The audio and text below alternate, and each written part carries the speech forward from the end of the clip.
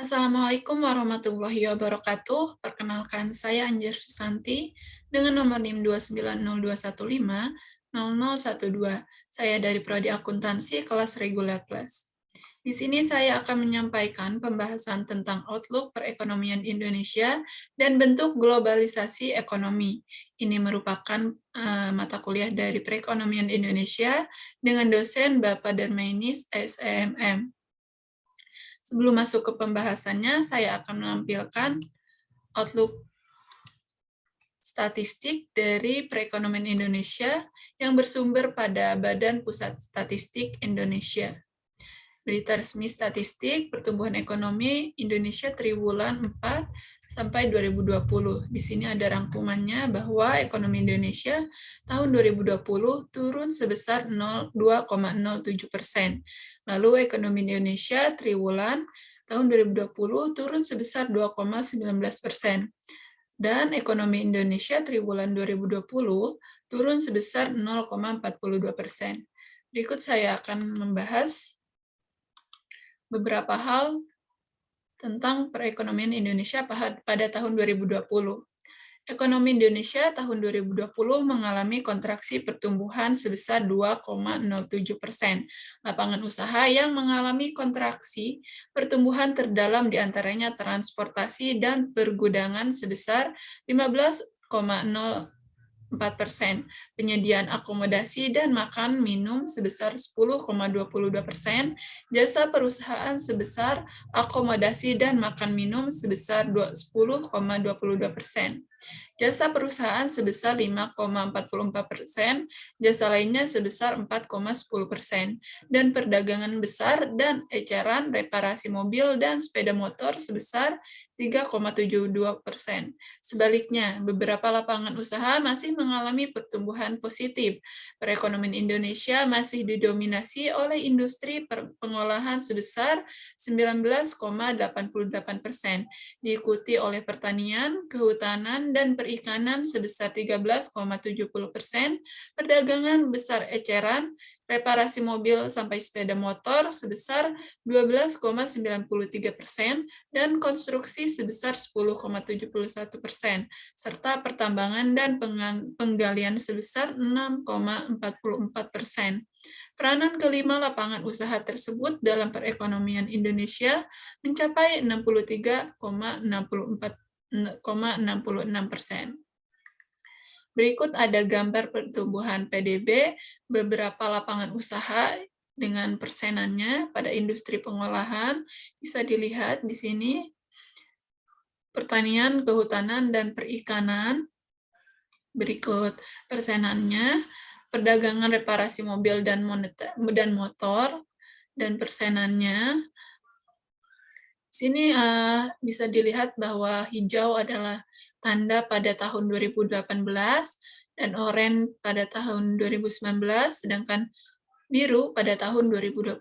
Industri pengolahan pada tahun 2020 mengalami penurunan sebesar 2,93%.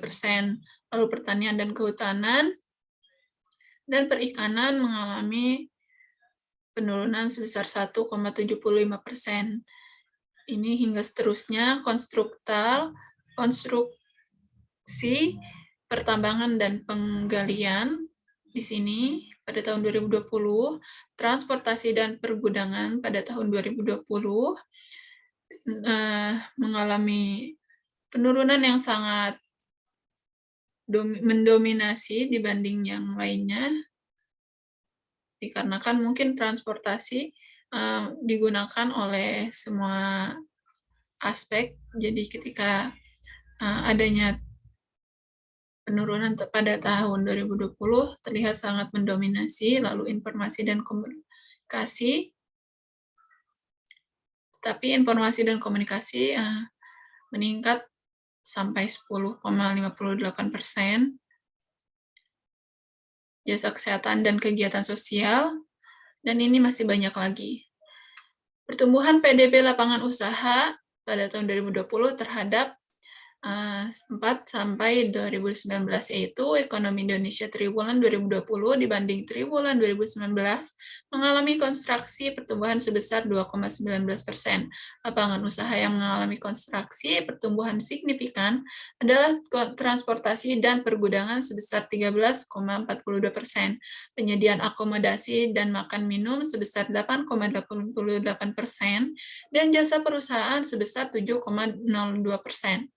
Di sisi lain, beberapa lapangan usaha masih mengalami pertumbuhan positif, di antaranya jasa kesehatan dan kegiatan sosial sebesar 16,54%, informasi dan komunikasi sebesar 10,91%, dan pengadaan air, pengolahan sampah, limbah, dan daur ulang sebesar 4,98%. Di sini ada pertumbuhan PDB beberapa lapangan usaha lainnya, bisa dilihat pada tahun 2000, triwulan 4 2020 ada industri pengolahan pada tahun 2020. Di sini pertanian, kehutanan, dan perikanan pada tahun 2020. Perdagangan reparasi mobil dan motor pada tahun 2020 sekian. Konstruksi pada tahun 2020. Pertambangan dan penggalian pada tahun 2020. Transportasi dan pergudangan pada tahun 2020, informasi dan komunikasi pada tahun 2020 sebesar meningkat 10,91%. Seperti yang sudah tadi saya sampaikan, jasa kesehatan dan kegiatan sosial meningkat sampai 16,54%, dan masih banyak lagi.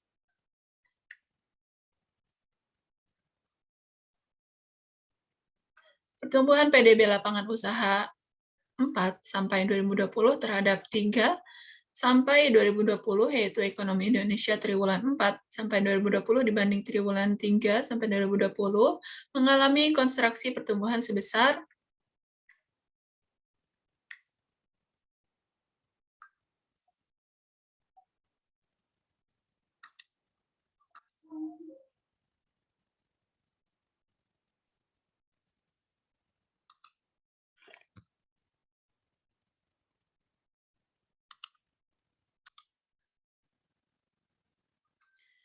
ekonomi Indonesia triwulan 4 sampai 2020 dibanding triwulan 3 sampai 2020, yaitu mengalami kontraksi pertumbuhan sebesar 0,42%. Lapangan usaha yang mendorong terjadinya kontraksi pertumbuhan terjadi pada pertanian, kehutanan, dan perikanan sebesar 20,15%, perdagangan besar dan eceran reparasi mobil dan sepeda motor sebesar 0,87%, dan industri pengolahan sebesar 0,38%. Pertumbuhan tertinggi dicapai oleh lapangan usaha, administrasi pemerintahan, pertahanan, dan jaminan sosial wajib sebesar 8,95%, penyediaan akomodasi dan makan minum sebesar 5,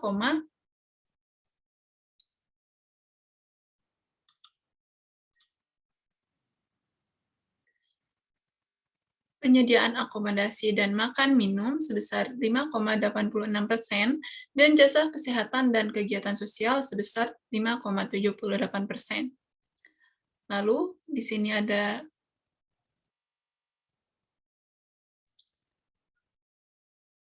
statistiknya.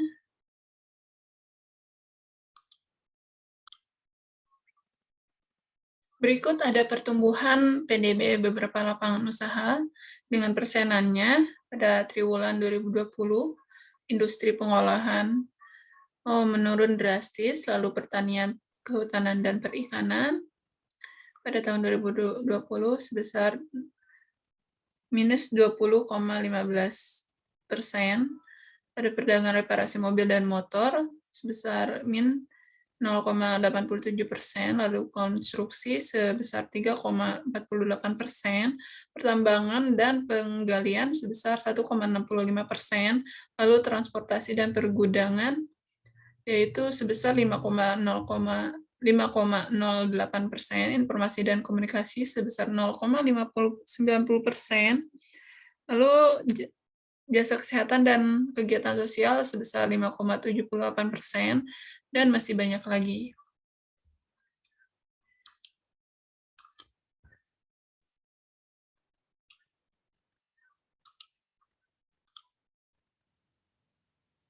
Pertumbuhan PDB pengeluaran tahun 2020, yaitu ekonomi Indonesia, sampai dengan tahun 2020 mengalami kontraksi pertumbuhan sebesar 2,07%. Kontraksi terjadi pada hampir semua komponen PDB pengeluaran kecuali komponen PKP, yang tumbuh sebesar 1,94%. Kontraksi terdalam terjadi pada komponen ekspor barang dan jasa sebesar 7,70%, diikuti komponen pembentukan modal tetap bruto, yaitu PMTB, pengeluaran konsumsi lembaga non-profit yang melayani rumah tangga atau PKLN PRT, dan komponen pengeluaran konsumsi rumah tangga atau PKRT yang masing-masing sebesar 4,95% sampai 4,29% dan 2,63%. Sementara itu, komponen impor barang dan jasa yang merupakan faktor pengurangan dalam PDB menurut pengeluaran mengalami kontraksi pertumbuhan sebesar 14,71%.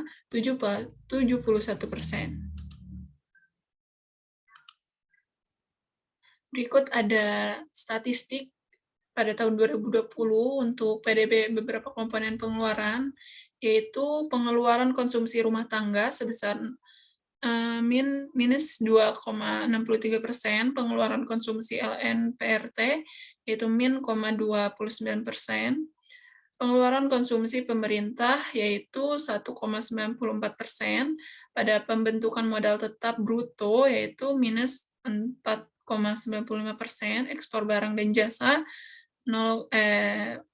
min 7,70%, lalu impor barang dan jasa min 14,71%.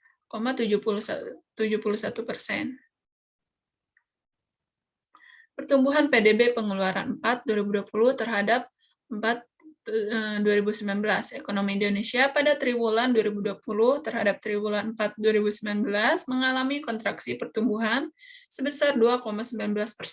Kontraksi terjadi pada hampir semua komponen pengeluaran kecuali komponen PKP yang tumbuh sebesar 1,76%. Pertumbuhan negatif terutama terjadi pada komponen ekspor barang dan jasa sebesar 7,21%, diikuti komponen PMTB sebesar 6,15% dan komponen PKRT sebesar 3,61%.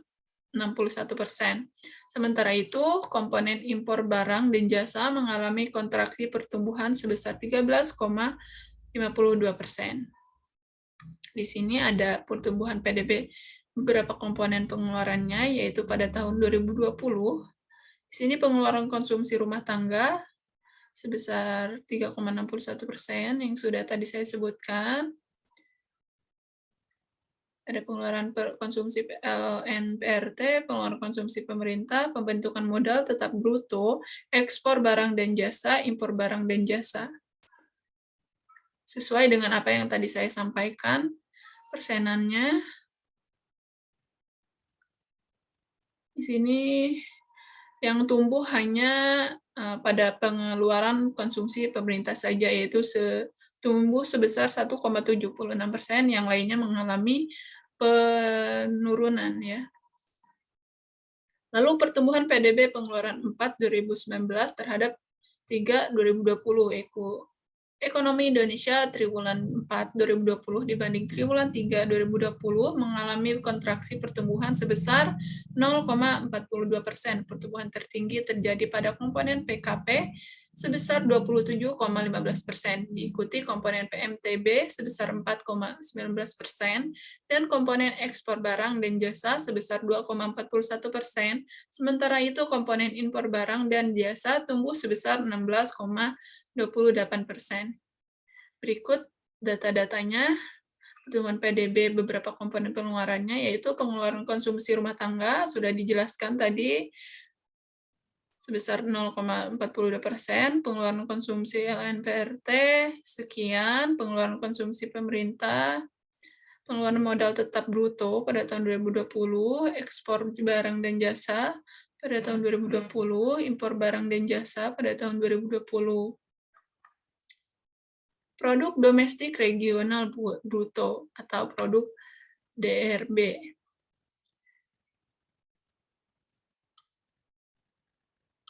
atau biasa disingkat dengan PDRB.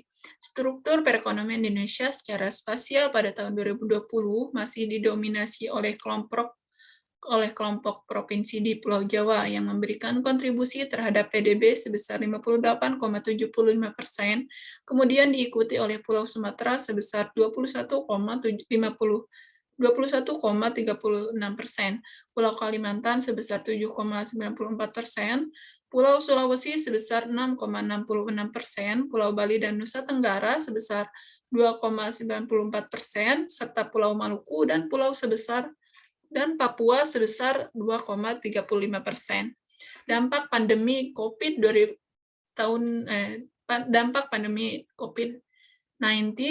dirasakan dengan level kontraksi pertumbuhan yang bervariasi di antar pulau. Kelompok pulau yang mengalami kontraksi pertumbuhan C2C meliputi Pulau Bali dan Nusa Tenggara sebesar 5,01%, Pulau Jawa sebesar 2,51%, Pulau Kalimantan sebesar 2,27%, dan Pulau Sumatera sebesar 1,19%.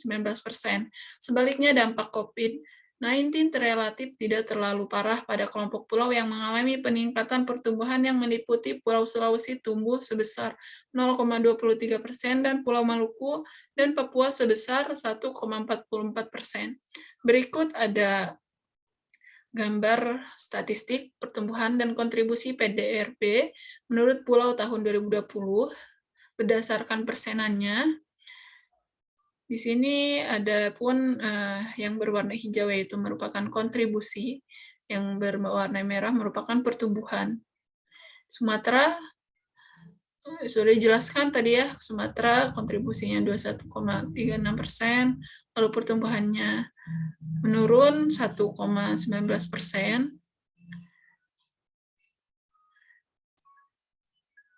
Dan sudah tadi saya jelaskan bahwa yang mengalami peningkatan dalam pertumbuhannya yaitu hanya Sulawesi dan Maluku serta Papua mengalami peningkatan sebesar 0,23% dan Maluku serta Papua 1,44%. Yang lainnya mengalami penurunan, terutama pada Bali dan Nusa Tenggara, mengalami penurunan sebesar 5,01%.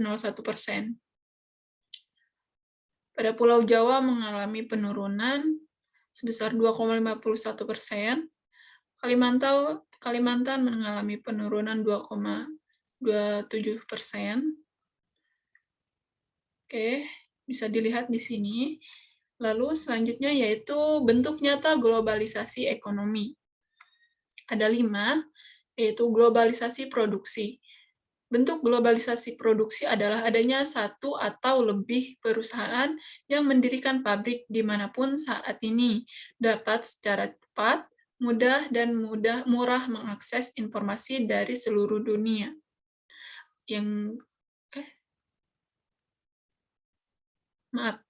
Globalisasi produksi. Bentuk globalisasi produksi adalah adanya satu atau lebih perusahaan yang mendirikan pabrik di banyak negara. Hal ini dilakukan dengan tujuan untuk meminimalkan biaya produksi.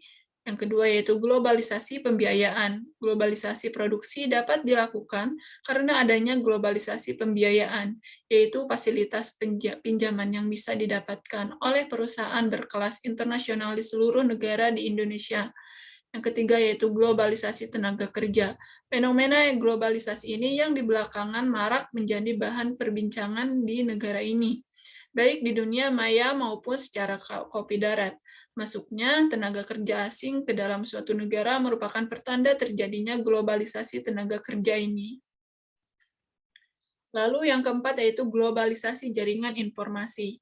Fenomena borderless world tampak nyata pada globalisasi jaringan informasi ini. Masyarakat dimanapun saat ini dapat secara cepat, mudah, dan murah mengakses informasi dari seluruh dunia. Dan yang terakhir yaitu globalisasi perdagangan. Fenomena ini menjadi pamungkas dari bentuk globalisasi ekonomi. Globalisasi perdagangan diwujudkan dengan adanya tarif yang seragam.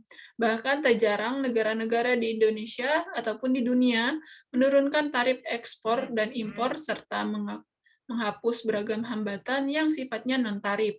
Hal ini dilakukan agar perdagangan global menjadi makin cepat, adil, tetapi sekaligus ketat persaingannya. Lalu selanjutnya, apa pengaruh globalisasi ekonomi terhadap pertumbuhan perekonomian di Indonesia? Sebagai penduduk dunia, Indonesia pun tak bisa menghindar dari pengaruh globalisasi ekonomi. Di tanah air, sekurangnya terdapat 4 macam sektor yang berdampak langsung oleh globalisasi ekonomi.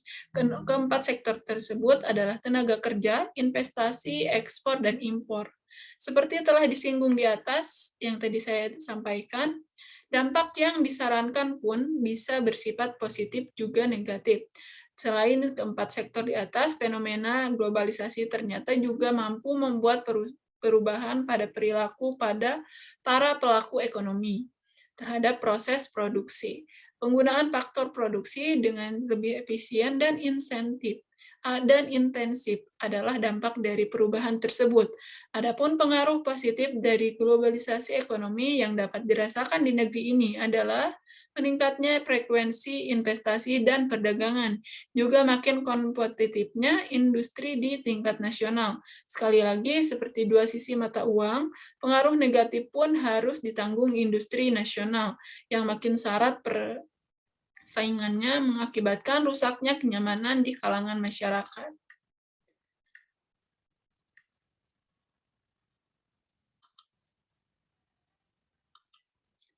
Di samping itu, globalisasi ekonomi menyebabkan sektor ekonomi yang bersifat tradisional banyak ditinggalkan masyarakat. Mereka berbondong-bondong migrasi ke sektor ekonomi yang lebih modern. Akibatnya, banyak pasar tradisional kini lebih sepi.